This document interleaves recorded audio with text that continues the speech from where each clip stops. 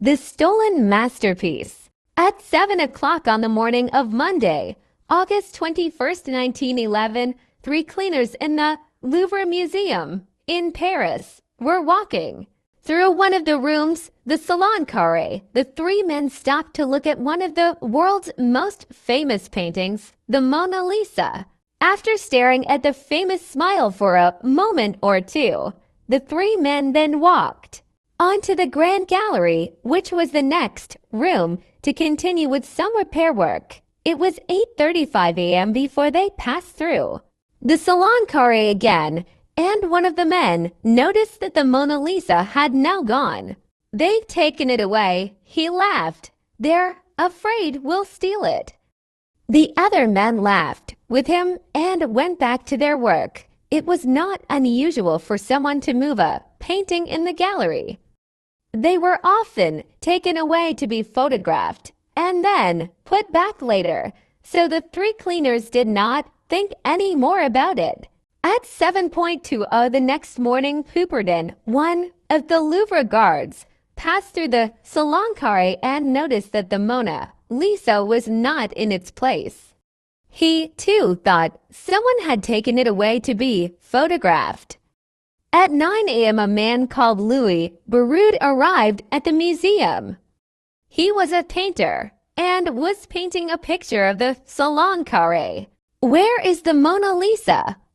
he asked Poupardin. "It's being photographed," replied the guard. Beroud was annoyed. He wanted to continue his work, but he decided to wait for the return of the famous painting. He waited all morning. "What are they doing with it?" he asked himself. Then, early that afternoon, he told Poupardin to go and ask the photographer to send back the painting. "I don't have much more time," he said. Poupardin went away and came back quickly. "The picture isn't there," he said excitedly. "They don't know anything about it." And he hurried away to find his boss, Georges Benedite. At 3 p.m. that afternoon, people were asked to leave the Louvre. "The museum is closing," they were told, but were not given any explanation. It was not until they read the newspapers the next day that most of them discovered the reason. Someone had stolen the Mona Lisa. The museum was closed for a week. Police believed that the famous painting might still be hidden somewhere inside, and they began to search. Slowly, they began to put together their own picture of what had happened. The thief came to the museum on Sunday, August 20th, and hid in the building after the galleries closed. At 7:30 a.m. the next morning, he took the Mona Lisa, then went into another room and down the stairs where the police later found the frame. He stopped to take the painting out of the frame, then went on to a door which led into a courtyard. The door was locked, so he had to take off the doorknob and break it open. He had only managed to take off the doorknob when he heard a noise, so he pushed the doorknob into his pocket and sat on the stairs.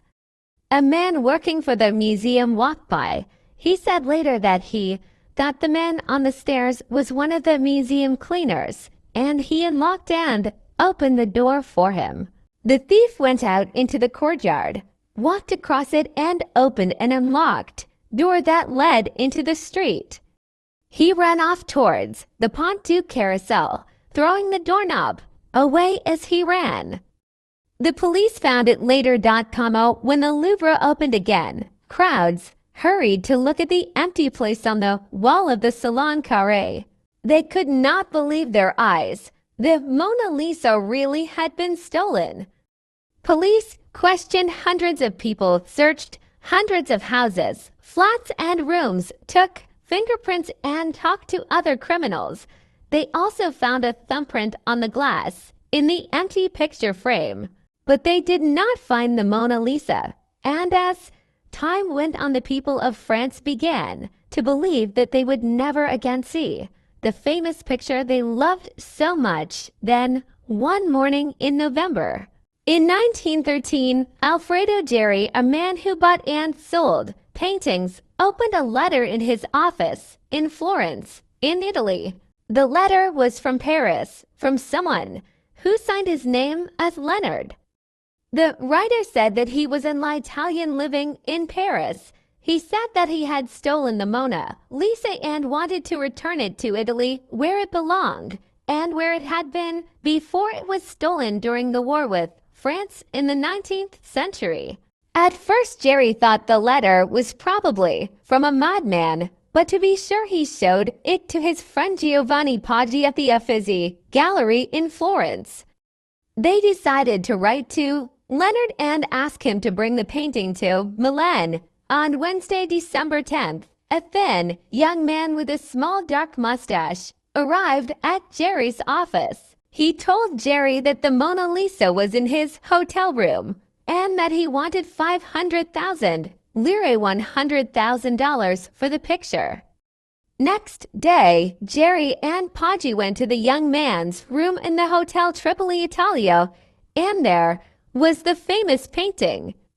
Poggi asked if he could take it to the Uffizi Gallery and look at it together with photographs of the real Mona Lisa.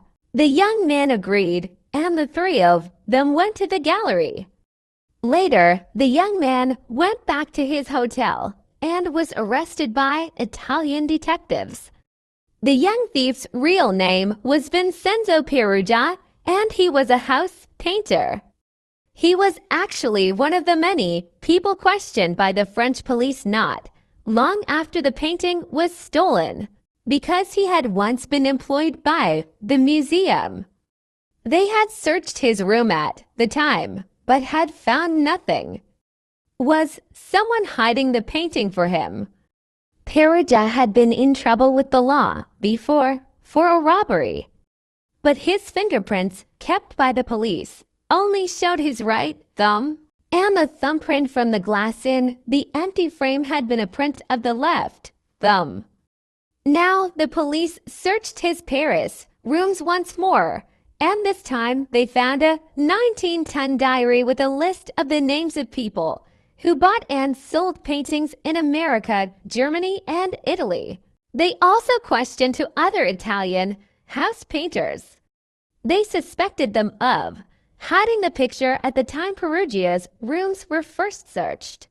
Finally, they had to let them go. The trial of Vincenzo Peruggia began on June 4, 1914 in Florence. When questioned, this is what he told the judge. One entered the Louvre about 7 o'clock in the morning. Without being seen, I was able to get into the Salon Carré. I took the Mona Lisa, took it out of its frame, then left. How did you leave? Asked the judge. The same way I came in, answered Peruggia. He was sent to prison for 1 year and 15 days, but this was later shortened to 7 months.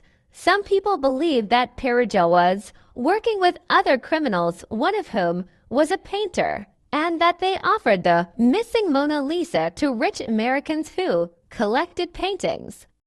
Each of the American collectors bought their Mona Lisa secretly, not realizing that it was forged by one of the criminals and that other forgeries were being sold too. Could it be true? We may never know.